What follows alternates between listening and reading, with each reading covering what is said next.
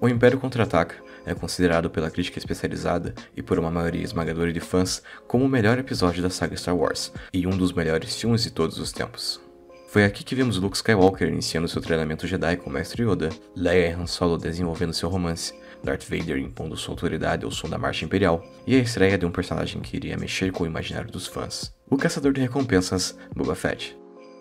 Inicialmente criado como parte do famigerado Holiday Special de Star Wars em 1978, o personagem caiu nas graças do público devido ao seu visual marcante, seu background misterioso e personalidade que remetia aos grandes pistoleiros do cinema western. Não à toa, uma das grandes inspirações de George Lucas em sua criação foi O Homem Sem Nome, protagonista interpretado por Clint Eastwood na trilogia de Dolores, de Sergio Leone. Apesar da participação limitada, o sucesso do personagem foi tão inesperado, inclusive para seu criador, que o universo expandido tratou de reverter a sua aparente morte no posto de Sarlacc em Um Retorno de Jedi. Graças a isso, o personagem viria a participar e até mesmo protagonizar outras histórias, até enfim ter sua origem revelada na trilogia prequel com o episódio 2, Ataque dos Clones. Como é mostrado, Boba é um clone inalterado de Jango Fett, que também é um caçador de recompensas, pago pelos Kaminoanos para usarem seu código genético para a criação de um exército de clones da República. No clímax do filme, Jango enfrenta o Mestre Mace Windu e tem sua cabeça decepada pelo Jedi, o que é presenciado por seu filho, que se vê sozinho segurando o capacete de seu pai. Com o desenvolvimento das séries animadas de Clone Wars e Star Wars Rebels, o que era para ser um caçador de recompensa solitário se tornou uma raça de guerreiros com um código de honra absoluto, que haviam enfrentado os Jedi em tempos remotos e que criaram um sabre de luz singular, chamado de Darksaber. Esses são os Mandalorianos, habitantes do planeta Mandalor, que ao longo da saga Star Wars foram ganhando cada vez mais espaço em sua mitologia, principalmente após a Disney comprar a Lucasfilm para que a construção de seu cânone manteve as séries animadas como parte legítima.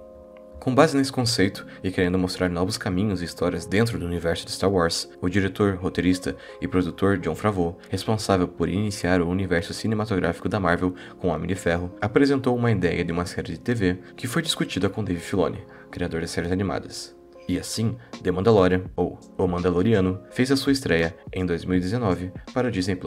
Com a trama se passando 5 anos após os eventos de O Retorno de Jedi, vemos que o Império Galáctico é quase que totalmente erradicado. Porém, existem membros que buscam trazer de volta a ordem na galáxia.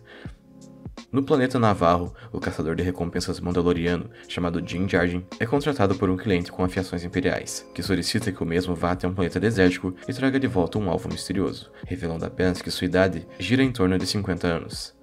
Em troca do serviço, o caçador será pago com um container de Beskar, um metal raro e sagrado para os Mandalorianos, que o usam para criarem armaduras ainda mais resistentes. Após alguns contratempos, o Mandaloriano encontra o tal alvo, que na realidade é uma criança da mesma raça que o Mestre Yoda, justificando assim o seu envelhecimento tardio. Não fosse bastante, a criança possui uma conexão poderosa com a Força, claramente sendo um Jedi em potencial. Ainda assim, o garoto salva a vida de Din, e devido a isso, o protagonista possui uma dívida de honra e decide protegê-lo dos interesses nefastos do cliente que o contratou.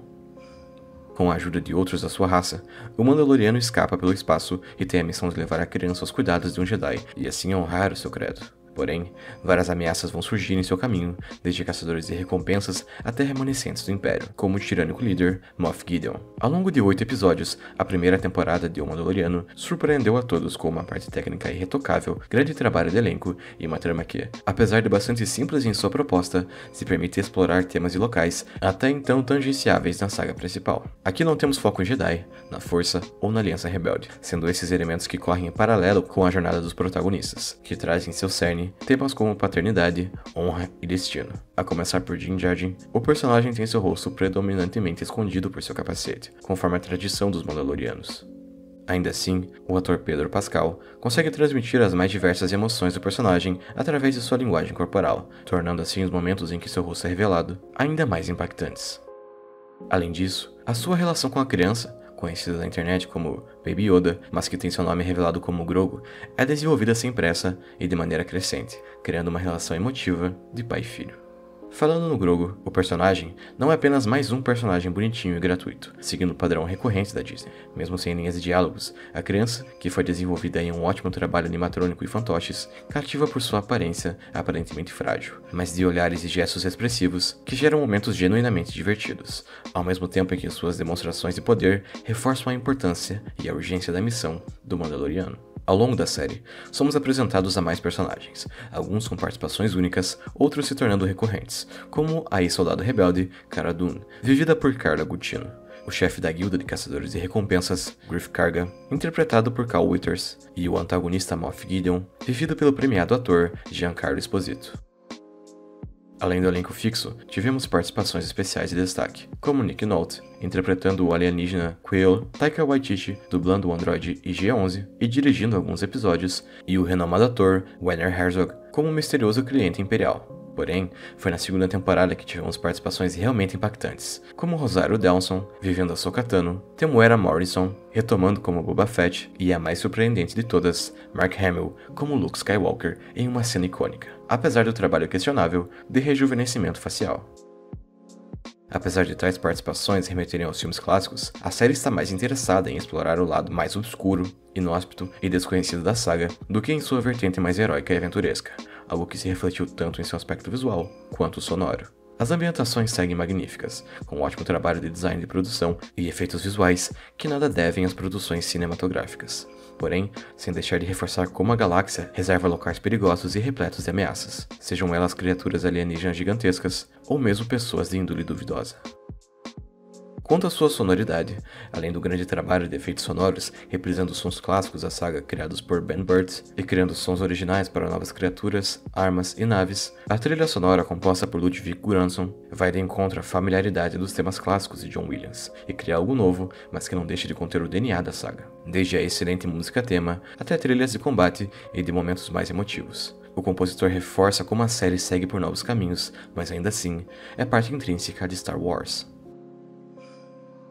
Para além das virtudes técnicas e valores de produção, as duas temporadas, de maneira geral, entregam resultados que irão satisfazer fãs e novos admiradores. Nem tudo é perfeito, e como era de se esperar, temos episódios menos inspirados e com pouco a dizer, como é o caso do episódio 5, O Pistoleiro, dirigido por Dave Filoni, e que desenvolve uma trama de personagens desinteressantes, servindo mais como conexão à futura participação de Boba Fett.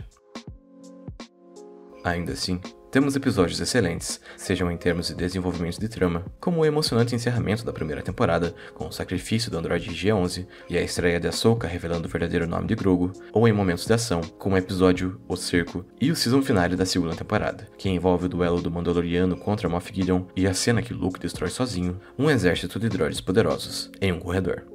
Inclusive, é após essa cena que vemos a emocionante despedida de Grogu e do Mandaloriano, que mesmo desobedecendo às leis de seu povo, retira a máscara para que o garoto possa enfim ver sua verdadeira aparência. O protagonista então o entrega para que Luke possa treiná-lo, e o episódio se encerra deixando um gancho para a terceira temporada, além de uma cena pós-crédito anunciando a série O Livro de Boba Fett, que está sendo transmitida pela Disney+.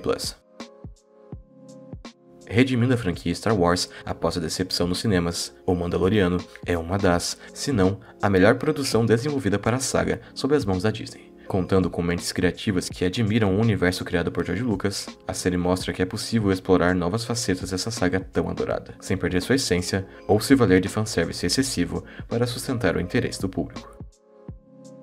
O seu encerramento deixa diversas questões interessantes em aberto, como o fato de o Mandaloriano agora ser detentor do Darksaber, o treinamento de Grogu e quais serão as maquinações de Moff Gideon, que se vê à mercê da Mandaloriana Bo-Katan e de Cara Dune. Falando nela, polêmicas recentes com a atriz Carla Gugino a fizeram ser demitida, deixando o destino de sua personagem uma incógnita. O futuro da série traz grandes possibilidades, e o que pode se afirmar com certeza é que graças a Jon Favreau, Dave Filoni e os demais membros da equipe do elenco, os fãs de Star Wars enfim têm algo do que se orgulhar vindo de sua franquia favorita nesses tempos recentes, e até mesmo motivos para se sentirem empolgados pelo que está por vir.